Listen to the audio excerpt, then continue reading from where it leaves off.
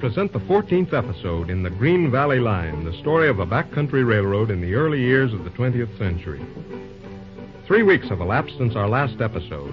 3 weeks packed full of hard work and long hours for Bill Reed and his new assistant. With the autumn season opening, the Green Valley Line is handling more business than ever before in its history. But trouble still threatens. The day of the shareholders' meeting is drawing near.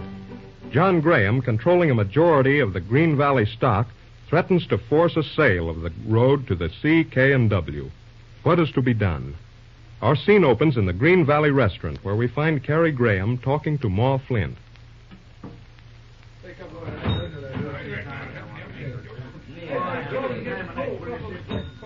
My goodness, Miss Carrie, you look all tired out. Seems to me you're working too hard. Oh, no, Ma, I'm all right. It's not that. Then maybe you're worrying about something. Oh, maybe. But my gracious, things is going all right, ain't they? I never saw the Green Valley so busy in all the time I've been here. Oh, we're getting lots of business. Oh, it's that shareholders meeting tomorrow that bothers me. The meeting? Say, I got a notice to go to that there meeting. I almost forgot about it. Nobody seems to have any idea what it's for anyhow. Father called it. It's to put through a resolution to sell out to the C.K.&W. What? But he can't do that. It's all settled long ago. All the Green Valley folks is against it. It doesn't make a bit of difference, Ma. It don't? Now listen here, Miss Carrie. I know it's your own father you're talking about, but John Graham can't do that. Why, how can he? It's like this, Ma. You know, Pop Harkness has been lying there in the hospital for the last 3 weeks. He's hardly ever been conscious since the night he was hurt in the roundhouse fire. Sure. Well, Father and Pop Harkness have 51% of the Green Valley Railroad stock between them. Comes to a vote, they can force this deal through. Yeah, but my land, Henry Harkness is against this here sale. He's always stood with the Green Valley people. Yes, but now he's sick and unable to vote. But that don't signify they can't do it. Oh, wait a minute, Ma. Father and Pop Harkness had a private agreement that if either one of them becomes incapacitated through illness or injury, the other has the right to vote all the stock they own between them. For mercy's sake. Well, that's how the thing stands anyway. Let me tell you something. I don't care if John Graham has got this here agreement. The folks won't stand for this here deal.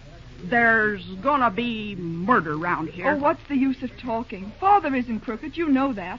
But he thinks this sale is good business. Good business? It's just plain robbery. But say, can't you and Bill Reed think up something? He's a right smart boy. I'd have thought he could find some way to stop it. Oh, Ma, Bill's tried everything. He's worked over it till he's nearly crazy. There just isn't any way to prevent it. And this time tomorrow, in spite of all the good work that's been done, the Green Valley will be sold over our heads. And I'll have lost the good money I put in, and all the rest of the valley people, too. My gosh, I'd like to strangle somebody. And just when we figuring everything was a-coming out all right. Oh, I'm sorry, Mom. Well, eat your lunch, honey. No use of getting worked up. Where's Bill? Ain't he coming for his lunch? I don't know. We're very busy over at the depot. You better fix him a couple of sandwiches, and I'll take them over. Sure. My. And I thought everything was going fine. Them trains been going through here like 60, and the Green Valley Railroad making money for once. And now, we're gonna lose everything. Say, Ma, how about those sandwiches? I've got to get back before number 10 gets in. She'll All be in here in right. 8 minutes. All right, I'll fix them for you.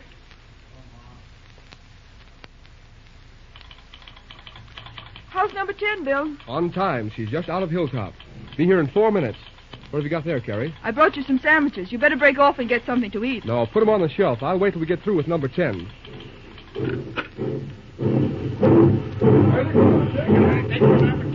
Here's a package of train mail, Jimmy. Get a signature from the baggageman. Okay. Oh, I say, they're switching out a passage coach in the store track. What's that for? Extra coach for number 10. But my goodness, she has 2 extra coaches already. I know, Carrie. Mason says the train's crowded, and we have 40 passengers getting on here. Every train on the system is making money. Oh, Bill, and to think that tomorrow we're going to lose it all. And the CK&W will get all this traffic you've worked out. Oh, gosh, Carrie, don't talk about it. I'm feeling sick enough as it is. For 2 pins, I'd jump in front of that train out Bill, there. don't be ridiculous. We haven't lost yet. No, just a few hours more, and somebody else will be sitting at this desk. Just look at the crowds. Mm-hmm. My gracious, 7 cars. 4, 5, 6, 7. Oh, Bill, look at that man getting off the rear coach. Huh? Now, that's what I call a distinguished-looking man. What? Look, there he is coming along the platform. That elderly gentleman with the white vest. Hold on. Why, darn if it isn't. Gosh, that's right. Of all the people to come to Morristown, well, I'll be darned. But who is it, Bill? Somebody you know. Somebody I know. I'll say it is. You've heard of Judge Merrick, haven't you? Judge Merrick? What? Oh, yes, of course, your uncle. But you don't mean... Sure, that's him. He's an attorney, isn't he? Say he is. One of the biggest and smartest corporation lawyers in the United States. Gosh, I hope he isn't here to represent the opposition tomorrow. If he is, why, we're certainly dead out of luck. Oh, Bill. Listen, Carrie, I can't leave right now. Would you please run down and tell him I'm here? Darn it, he and I are good friends, even if he does turn out to be on the other side. Don't worry, he's coming up here anyhow. Gosh, just fancy the old boy showing up in Morristown. Come in. I'm looking for Mr. Reed. Oh, hello there, young fellow. Hello, How Uncle are you? Jim. And who is this young lady? Oh, this is my assistant, Miss Carrie Graham.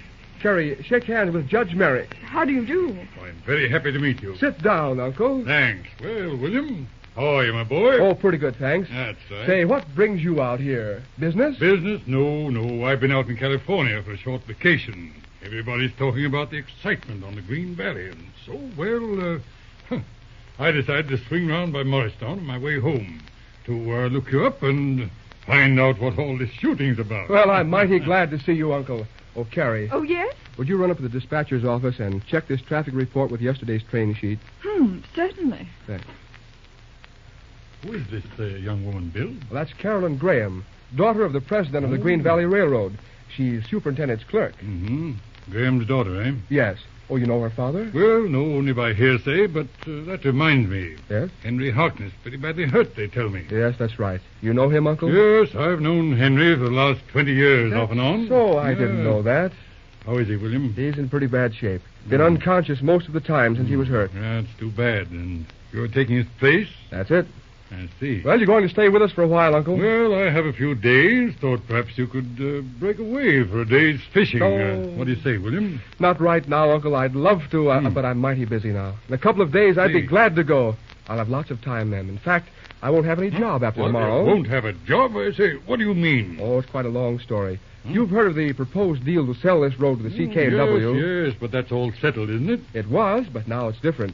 Graham dug up an old agreement which gives him the right to vote the stock owned by Mr. Harkness. The showdown is set for tomorrow. He intends to force that sale, and there's not a chance to stop him. Ah, that sounds pretty serious, William. But you don't mean to tell me that my friend Harkness has turned against the Green Valley people? No chance, Uncle. Old Pop Harkness would never stand for it if he knew. But as I told you, he's lying there unconscious and can't... Graham is taking advantage of that? In a way, yes. Of course, he thinks it's the right thing to do. Who are the attorneys for the Green Valley Railroad? Stevens and Black, right here in Morristown. Where do they stand? Well, that's just it. They're inclined to be, well, in with Graham. But just a minute. May I ask you a personal question, Uncle? Certainly. What is it? Isn't your firm acting as attorneys to my father and the CK&W? Oh, no, not any longer. No? Oh, we have done quite a lot of business with your father in our time, but, at present, he and I don't just hit it off. I see. In fact, I'm very seriously considering taking a job in opposition right now. That's so? What job is it, Uncle? Oh, you might call it the case of the minority stockholders of the Green Valley Line versus Graham. Gosh!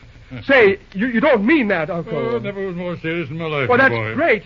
But see here, you're a mighty big shot in the legal world. The folks here haven't got much money. Oh, I'm afraid your services would come too high. That's too bad, young fellow. Can't work for nothing, you know. No, of course not. I know that. I sure appreciate the offer, Uncle, but I'm afraid they couldn't stand a very big fee. Now, let's see, William. Yes? Do you suppose that, well, the sum of $1 in United States currency would be too extortionate as the fee for my services? Say, you don't mean that seriously. Oh, that's my proposition, young fellow. Well, hold on just a minute. I think I have $1. Yes. Judge Merrick, on behalf of the minority stockholders of this railroad, I hereby tender you the sum of $1 for your professional services until further notice. Well, let's be serious. Where's that agreement? I haven't any copy of the actual agreement. Oh, well, we'll move for examination of the document in meeting tomorrow. Have you the article of incorporation, bylaws, and that sort of thing? Yeah, right here, sir. And look here, young fellow. Just sit down and take it easy. You're looking pretty shaky. Oh, gosh, I guess you're right, Uncle. You see, I've been working pretty hard lately and keeping up appearances. And having you walk in like this just when I needed someone pretty badly, well, I just can't tell you how much it means to me. That's all right, Bill. You know, your mother was my favorite sister. You and I have been, well, we've been friends ever since you were a little shaver in short pants. When I heard of the way you tied into this job, well, I just had to come and see if I could do anything. Do you really think you can get round this jam, Uncle? I don't know, my boy. Oh, there's probably a little twist in it somewhere. You know, I've managed to chisel a hole through some extremely tight agreements in my time. I'll say you have. Now tell me, has this Mr. Graham held any conversation with Harkness since Harkness was injured? No, I'm positive they've never talked together since that date. And these bylaws of the company, have they been added to or in any way amended since they were first issued? No, sir, there have been no changes. I see. Would you get hold of, say, half a dozen Green Valley stockholders who are definitely on your side in preventing this sale? Why, sure, right here in town. I can get them inside an hour. Good. Better pick out about 4 who can keep a secret, will you? Yes. Get them here as soon as you can. All right, sir. Do you really think you can upset this scheme of Graham's? I don't know, Bill. Graham's a pretty hard-headed man, I imagine. And he has your father's road behind him. But there's just one little flaw in this plan to force this sale. Yes? Unless he's a mighty smart man, I think we're going to trip him up. Gosh, I hope so.